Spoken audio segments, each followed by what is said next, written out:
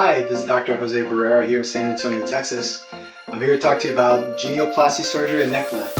So we have a very specific operation that's very unique to our practice, and that's called a subperiosteal neck lift. We also like to call it a GenioLift, which is a genioplasty where we move the chin forward using your own natural bone, so it does not require a chin implant.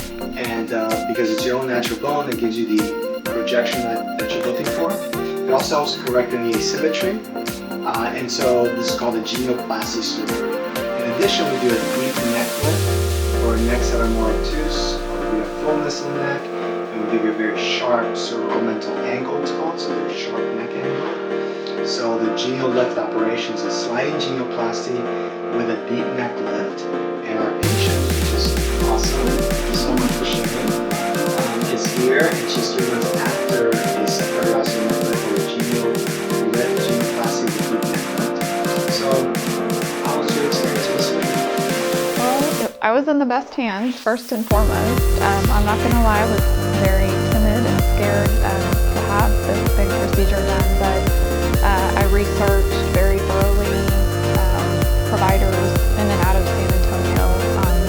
Always felt at ease coming to visit with you and read you all about what you do. I looked you up on YouTube, watched all your videos, so I can confidently say, you put me right at ease from the first visit and consulting with me about the procedure itself. And one of the pros, I think, was just that I wasn't having to go to another facility, so it felt very private. I always talked to the same people here to take care of me.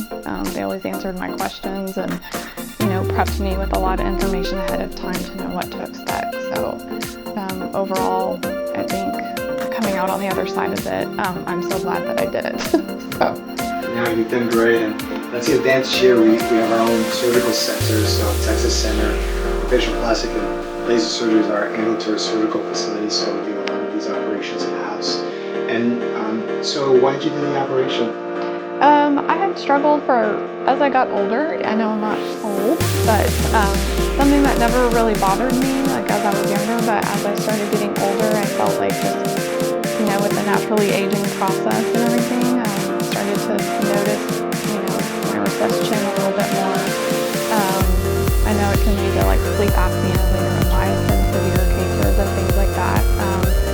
And like I said, after coming to you and consulting about the whole thing, and you're one of the only doctors that combines the process in the whole area to achieve even greater results than what I had in mind. It was definitely like walking out of here. It wasn't even really a decision. I just knew that I would probably never get the opportunity